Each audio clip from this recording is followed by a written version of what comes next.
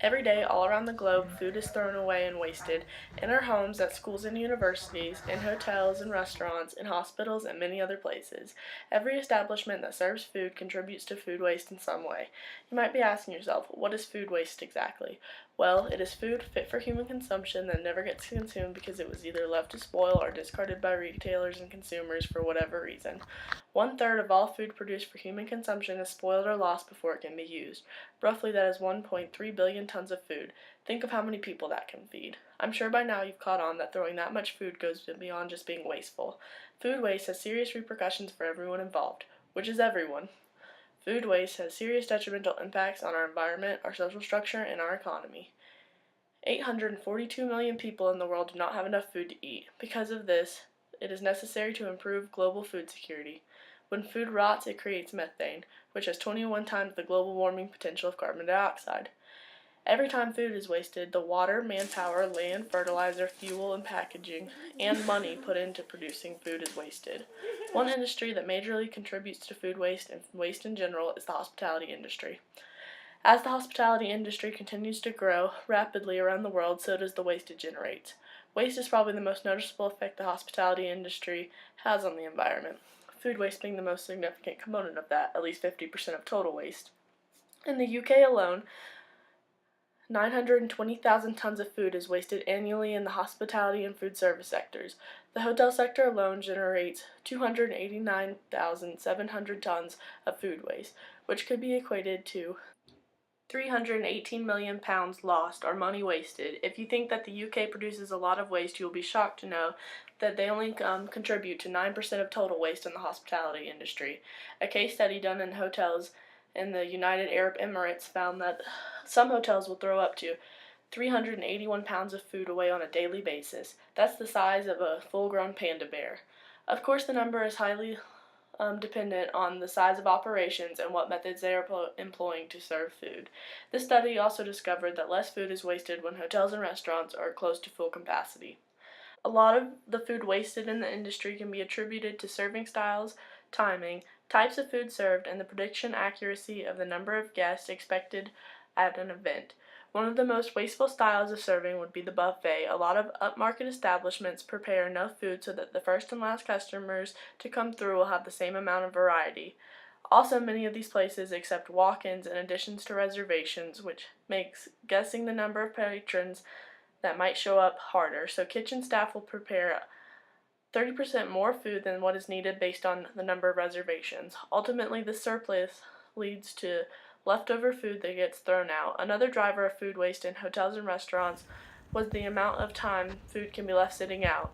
This is a strict policy put in place for the health of patrons.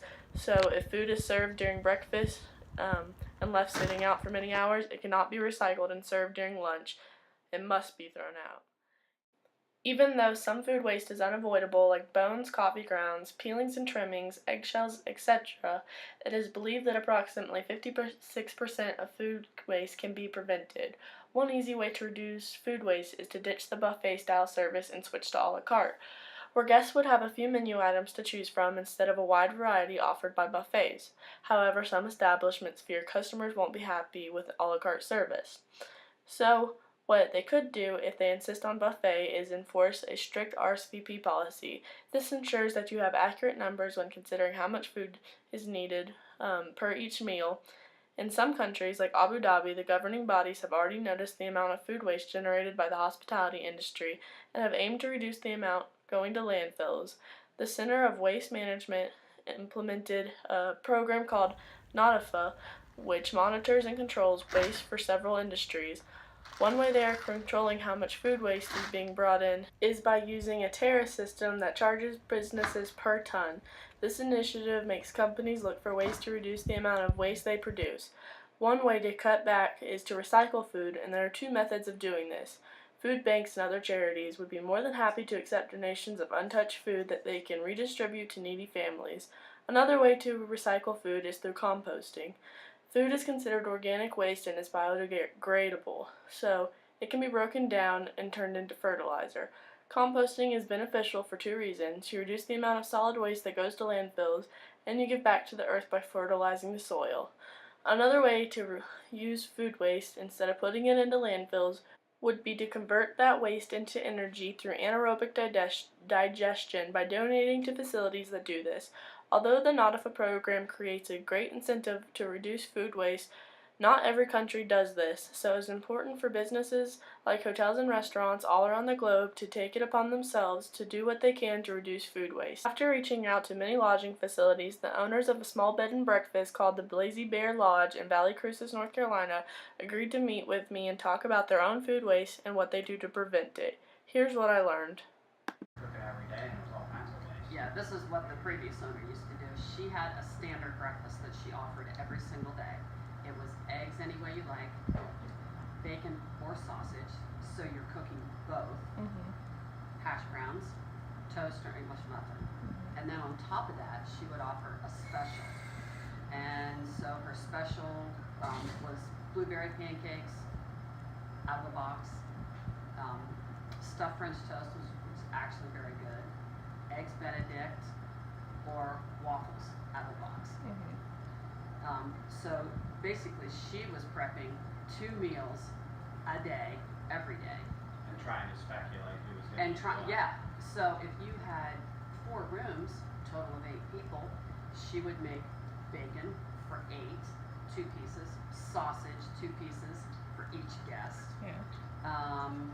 And well, for one thing, I just looked at that and said, this gal, not cooking 2 meals a day. I'm not going that route.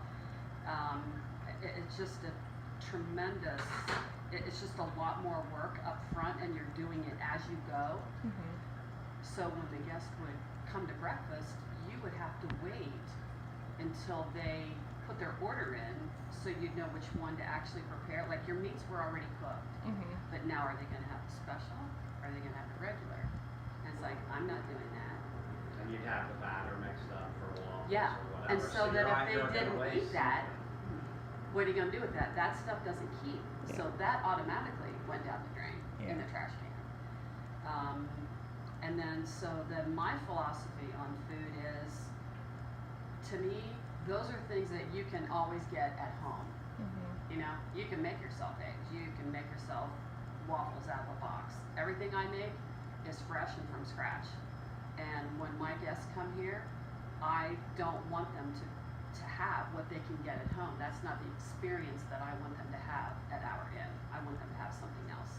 So that's where I came up with the 7-day rotation. I try really, really hard to manage my food prep. Are you talking about like food waste as far as like my prep or what comes back in off of the plate? Both.